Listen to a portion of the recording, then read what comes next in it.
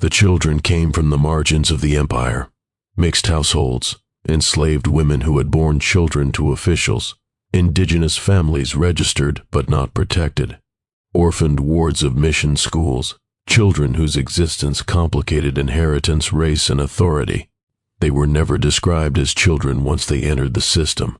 They became units, transfers, liabilities resolved through movement. One ledger bound in cracked leather contained columns labeled value adjustments. The entries were not monetary at first glance. They were coded, a number followed by a letter, followed by a destination. But in the margins, calculations appeared, conversions, comparisons. The hand was that of a trained accountant. Beside one entry, a note had been added, health excellent, temperament compliant. The archive did not contain screams. It did not contain chains. It contained language that made such things unnecessary. A series of letters between colonial administrators revealed the logic behind the transfers. Children of mixed descent were described as socially unstable. Their presence, it was argued, threatened order. They could not inherit openly. They could not be returned to their mothers without undermining authority. They could not remain visible without raising questions the empire did not wish to answer. The solution was relocation. Some were sent to religious institutions where their names were altered and their origins obscured. Others were placed in households as servants, though the word servant rarely appeared. They were described as attached, assigned, integrated. A smaller number were sold outright. The sales were not conducted in markets. They were conducted through correspondence, through estate transfers, through legal guardianships, arranged by officials who held both administrative and personal authority. Money changed hands, but it was disguised as fees, donations, compensation. One receipt, preserved by accident, listed a sum paid for maintenance and future prospects. The age of the child was listed as 7. The last document is an internal memo about storage space. It recommends transferring outdated files to long-term holding. There is no mention of destruction, only consolidation. The past is not erased, it is compressed. The memo is stamped and initialed. The date is unremarkable. The archive ends not because the practice ended, but because the method changed. Those who study it later are struck by how ordinary it feels. The horror does not announce itself. It accumulates. It seeps through footnotes and cross-references. It emerges only when one reads without accepting the language as neutral. The archive demands a different kind of reading, one that listens for what is absent, for names that should appear and do not, for outcomes that are implied but never stated, for children who exist only briefly before becoming administrative problems resolved elsewhere. It teaches us that the sale of children did not require villains, only incentives. It required a belief that order outweighed kinship, that hierarchy justified intrusion, that the state could assume parental authority without consequence. The archive proves the empire's children were sold, but more unsettlingly, it proves how easily such sales can be rendered invisible by procedure, how morality can be outsourced to forms and signatures. There is no final reckoning in these pages, no apology, no acknowledgement of harm. The documents close as they began, with routine. What remains for us is the burden of recognition, to understand that history's darkest acts often survive not in stories, but in systems, not in memory, but in files, and that once such a system exists, it does not need cruelty to function, only compliance. The compliance did not end with the empire. It merely lost its uniform. In the decades that followed, the archive entered a new phase of existence. It became historical material, its edges softened by time, its contents reframed as context rather than consequence. Scholars approached it with gloves, both literal and intellectual. The questions they asked were careful: how governance adapted, how institutions evolved, how administrative language reflected changing norms. They did not ask who paid the price. The archive resisted empathy. It did not provide faces. It did not record cries. It offered instead a lesson in how violence survives when it is divided into tasks so small that no one feels responsible for the whole. Some files contain annotations added long after their creation. Archivists, decades removed from the original system, attempted to clarify ambiguities. They wrote question marks beside terms whose meaning had been lost. They speculated in pencil about abbreviations no longer in use. Their confusion is instructive. It reveals how completely the system had assumed its own logic. One marginal note reads simply, purpose unclear. The The purpose had been clear to those who designed it. The archive no longer needed to explain itself. In one bundle of correspondence, a former colonial administrator writes a memoir fragment, never published, addressed to no one. It is tucked between official documents, perhaps by accident. He describes the difficulty of maintaining order in distant territories. He mentions children only once, referring to them as unfortunate necessities. He insists that decisions were made with restraint. The restraint he describes is emotional. He does not recall suffering. He recalls inconvenience. The archive exposes this psychological architecture repeatedly. The distancing language, the reliance on abstraction, the belief that personal discomfort equated to moral consideration. As time passed, some of the sold children left traces in unexpected places. A death certificate filed in a city far from any colony, listing parents as unknown. A marriage register noting origins uncertain. A prison intake form where race is corrected mid-entry, crossed out and rewritten. These documents are not linked in the archive. They exist elsewhere, scattered across civil systems that never spoke to each other. Only when read together do they reveal lives shaped by an initial erasure. The archive itself remains silent on aftermath. It does not follow the children beyond usefulness. Once a child ceased to be administratively relevant, they vanished from the record. Survival was not a metric. This absence has consequences. It allows the narrative to end prematurely, to suggest that once the sale was complete, the story concluded. In reality, it merely entered a quieter phase. Some children internalized the empire's logic. They learned not to ask. They learned that obedience ensured stability. They became careful adults, wary of attention, skilled at navigating hierarchies. The archive cannot capture this adaptation, but it implies it through consistency. Others resisted in small ways, running away, sabotage, silence. Their resistance appears as irregularities, missing reports, delayed responses, unexplained transfers. The system corrected these deviations swiftly. Resistance was inefficient. One internal training manual for colonial clerks includes a section on dependence. It advises maintaining professional distance. Emotional involvement, it warns, compromises judgment. The manual frames detachment as ethical. This is perhaps the archive's most devastating revelation, that morality was not absent, but inverted. Care was redefined as control, protection as possession. When later generations attempted to confront this history, they encountered the archive as obstacle. Its complexity allowed denial to flourish. Critics were told they misunderstood context, that they imposed modern values on past systems. That harm was incidental, not intentional. The archive refutes this gently, relentlessly. Intention appears everywhere, in planning documents, in budget forecasts, in correspondence anticipating criticism and preemptively neutralizing it. The sale of children was not a byproduct. It was a solution. There is a temptation to isolate this archive as exceptional, to treat it as evidence of a particularly cruel administration or an unusually callous period. The documents resist this interpretation. Their greatest horror lies in their normality. They align seamlessly with broader imperial practices. They echo methods used elsewhere under different names. The archive is not an anomaly, it is a window. As archivists digitize records in the present era, debates arise about access. Some argue that releasing such material could cause distress. Others warn of misinterpretation. The archive becomes a site of renewed control. Who gets to see it? Who gets to speak for it? In one meeting transcript, an official suggests restricting access to qualified researchers. The phrase echoes earlier language about discretion and vulnerability. The impulse to manage truth persists. Meanwhile, descendants search for answers.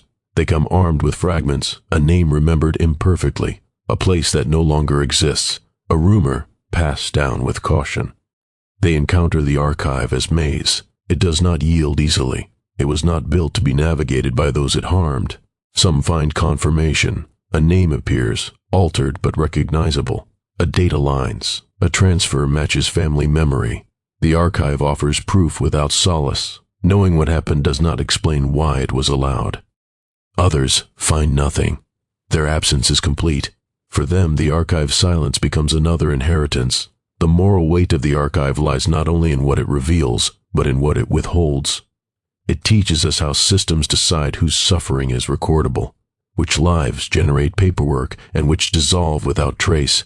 The empire recorded the movement of children meticulously. It did not record their fear. It documented payments. It did not document grief. It preserved its own rationale. It did not preserve the voices of those it displaced. This imbalance is not accidental. It reflects priorities. The archive is a monument to what power chooses to remember. In later years, attempts are made to memorialize the children. Plaques are proposed, statements drafted. The language is cautious. Passive constructions dominate. Wrongs were committed. Mistakes were made. The archive's specificity is avoided. Specificity implicates. The archive does not demand apology. It does not demand justice. It does something quieter and more difficult. It demands recognition of how easily moral catastrophe can be routinized, how entire populations can be reclassified until harm becomes invisible. It asks us to consider what current systems will leave behind, what archives are being built now, filled with neutral language and tidy categories, waiting for future readers to assemble their meaning. The children sold by the empire are gone. Their lives unfolded in ways the archive did not follow. Some survived, some did not. Some carried the damage forward, shaping families marked by absence and silence. The archive remains. It waits for readers willing to resist its language, to read against its grain, to understand that the absence of outrage in a document does not indicate the absence of atrocity. It stands as proof not only of what was done, but of how it was justified, how cruelty can be administered calmly, how entire societies can participate without ever naming the act. And it leaves us with an unresolved question, one the archive itself never asks, not whether the empire sold its children, for that is proven, but whether we recognize the mechanisms when they appear again, dressed in new terms, promising order, efficiency, and care. The archive closes its boxes without answering. The final documents are thin, almost banal. They record nothing of the children themselves, only transfers of paper, office supplies, budget reallocations, staffing changes. The empire has receded into history, yet the archive's tone remains imperious, calm, and different. It insists on normality, as if the past it preserves were never transgression but routine administration.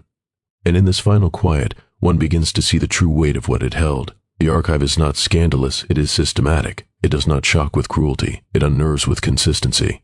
It shows how human lives can be rerouted without outrage, without violence that demands attention, reduced to footnotes and ledger entries, measured by utility, obedience, and the convenience of those in power. It is a blueprint for absence, a careful architecture of removal that outlasts its perpetrators.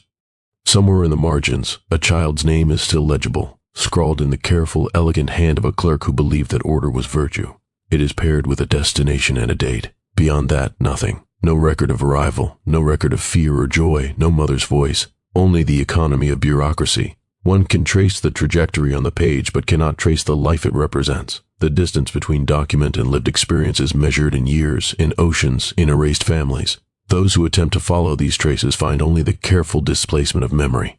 A registry from one colony is contradicted by a ledger from another. A baptismal record names a child differently than a labor ledger.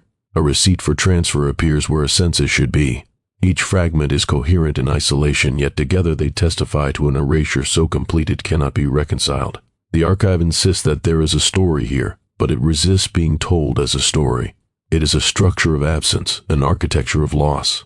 The moral horror of the archive does not come from monstrous acts, but from their routinization. The clerks, administrators, and officials were not devils in the conventional sense. They were human beings performing assigned duties, trained to see separation as efficiency, displacement as care, and sale as administration. The archive makes clear that cruelty need not be dramatic to be profound. It can be quiet, calm, and unassuming, recorded in the most ordinary of files, executed with methodical precision, defended with euphemism. In the later years, the archive itself becomes almost ceremonial. Boxes are moved to new locations, cataloged, reshelved, touched only by hands who do not ask what they carry. Each handling reinforces the illusion of neutrality. The paper is inert, yet it bears witness. Its witness is silent, indirect, but unrelenting. The children themselves are absent, but the system they endured remains, speaking to the capacities of authority to shape life invisibly, to manipulate fate without ever declaring ownership openly. The archive's final act is a kind of quiet triumph. It survives while the empire does not. It preserves the method, the logic, and the procedures even after the empire's rhetoric has vanished. It demonstrates that the essence of control is not always spectacle, nor domination always visible. Sometimes domination is procedural, sometimes cruelty is statistical, sometimes horror lives in the space between pages. Those who study it now are haunted not by the individual stories which are lost to the currents of displacement, but by the realization that these children were measurable, movable, administrable. Their humanity was subordinated to systems, and those systems endured. For historians, archivists, descendants, the archive offers a strange intimacy with absence, an understanding of power exercised with invisible hands, of lives reshaped without witnesses, and of silence maintained as a form of authority. In the end, the archive cannot offer resolution. It cannot restore names, reunite families, or erase the passage of decades. It cannot comfort or condemn in conventional ways. It offers only recognition that a society capable of organizing the movement of children as administrative units is capable of normalizing profound erasure. That morality, when delegated to procedure, can vanish without a trace. That what survives may not be bodies or voices, but the order created to contain them, even after they are gone.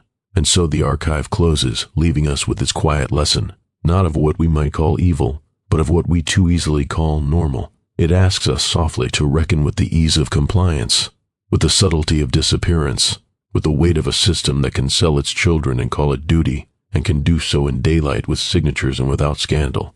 It asks us to sit with the absence, to see the lines, the tables, the transfers, and to understand that the greatest horror often leaves no scars but leaves its mark nonetheless, a record of the ways humanity can be measured, moved, and erased. And in that quiet reflection, we are left to contemplate not only the empire and its children, but ourselves. What structures do we permit? What absences are we compiling? Which silences will the future read as routine? The archive offers no answers, only the patient, persistent testimony of its own existence. The empire told itself that it was acting in the best interest of the child. This justification appeared repeatedly, almost ritualistically, in the documents. It was a phrase that absolved everyone who wrote it. It transformed removal into care, but the archive recorded outcomes as well. Inspection reports from estates noted injuries, illnesses, disappearances. A child listed as transferred would later be marked as deceased, often without cause. Another would appear years later in a labor register, their age adjusted to fit legal requirements. Names shifted, spellings changed, lineage dissolved. What remained constant was silence. Mothers searched. Their petitions appeared in separate files, often unanswered. They wrote in careful language, aware of their position. They asked for information, not justice. They asked whether their children were alive, whether they could be visited, whether they had done something wrong. The responses when they came were brief, administrative, final. In one case, a mother was informed that her child had been successfully resettled and that further inquiries were unnecessary. The letter was signed by an official whose own children appeared elsewhere in the archive, educated, documented, protected. The empire did not deny that the children existed. It denied that they belonged to anyone. The most disturbing aspect of the archive was not the volume of documents, but their consistency. The same phrases appeared across decades, across colonies, across hands. This was not a rogue operation. It was policy refined through repetition. A memorandum circulated internally warned against allowing such transfers to become public knowledge. It cited the risk of moral misunderstanding and political agitation. The solution proposed was improved record classification. The archive itself was the solution. By fragmenting records across departments, by changing terminology, by separating birth from movement, movement from outcome, the empire ensured that no single document told the full story. Only by assembling the fragments decades later could the pattern be seen, and when it was seen, it could not be unseen. One file contained a list of children deemed excess. The term was not defined. It did not need to be. The list included notes about physical appearance, aptitude, and adaptability. The language echoed livestock registries of the same period. Another file documented disputes between officials over allocation rights. Children were discussed as resources to be claimed, exchanged, or withheld. Personal rivalries influenced outcomes. A child might be sent across an ocean because an administrator wished to deny a colleague a favor. The archive preserved these moments with indifference. Not all children were sent far away. Some were placed within the same colony, their proximity to their origins creating a different kind of erasure. They would pass their mothers in the street without recognition. They would grow up hearing rumors about their own beginnings, rumors carefully cultivated to discourage questions. Education records showed that certain children received training beyond what was typical for their station. Languages, arithmetic, domestic management. These were investments. The empire expected returns. In adulthood, some of these individuals appeared again in the archive, now as functionaries, clerks, interpreters, overseers. They were both products and instruments of the system that had taken them. Their files contained no reference to their childhood transfers. That history had been successfully buried. But burial does not destroy. It preserves. The archive survived because it was useful. It was never hidden in a literal sense. It was simply never read as a whole. Each document made sense in isolation. Together they revealed a machine built to resolve the empire's most inconvenient consequences. Children born of conquest. Children born of coercion. Children whose existence contradicted the stories the empire told about itself. The proof did not come from a single revelation, but from accumulation. Page after page, year after year, the same quiet acts repeated. The sale of children was not an aberration. It was a method. When the empire declined, its archives were dispersed. Some were lost, some were destroyed. Some, like this one, remained untouched, too mundane to fear, too complex to confront.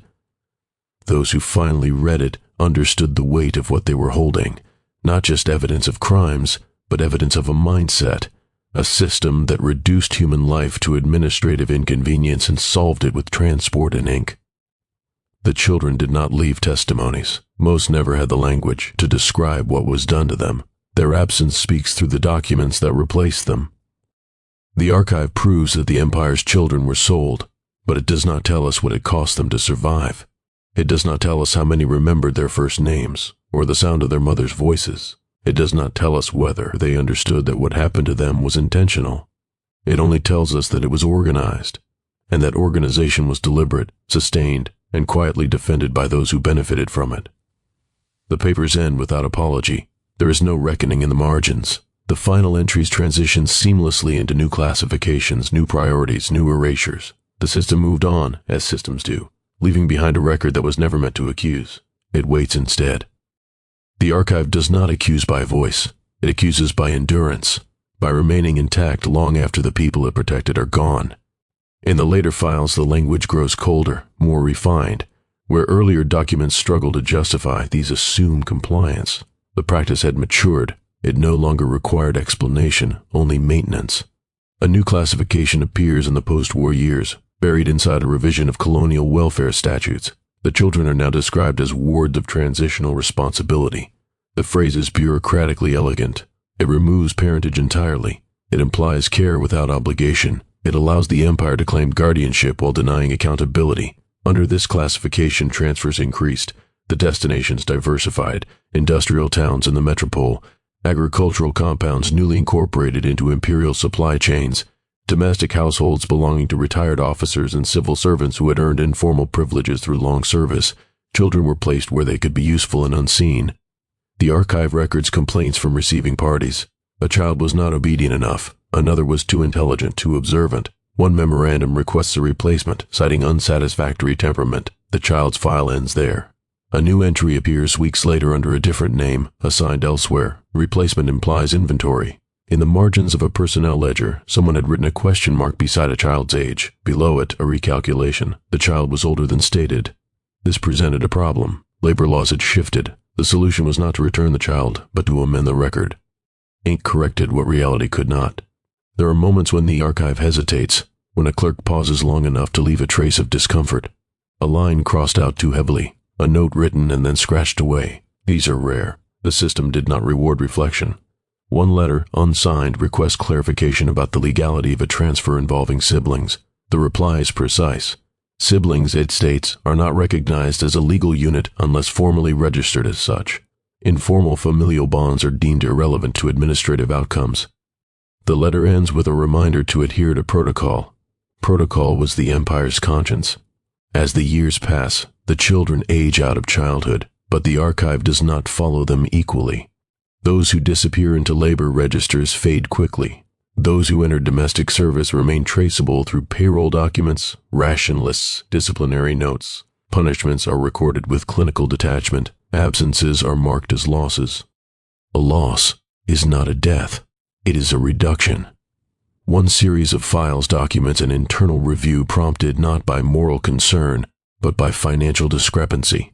Funds allocated for child maintenance did not align with outcomes. Too many children were being marked as deceased without corresponding expense reductions. The review concludes that record-keeping requires improvement. No mention is made of why the children died in a separate archive, belonging to a religious order that cooperated with imperial authorities. Baptismal records show sudden influxes of children with incomplete histories, parents unknown, birthplaces vaguely described. The children are renamed, saints replace mothers, the old names vanish. Some of these children later petition for marriage licenses. The church requires proof of origin. Unable to provide it, they are marked as uncertain lineage. This status restricts whom they may marry. The empire's intervention follows them into adulthood, shaping their relationships, their descendants. The archive thus extends beyond the moment of sale. It structures futures.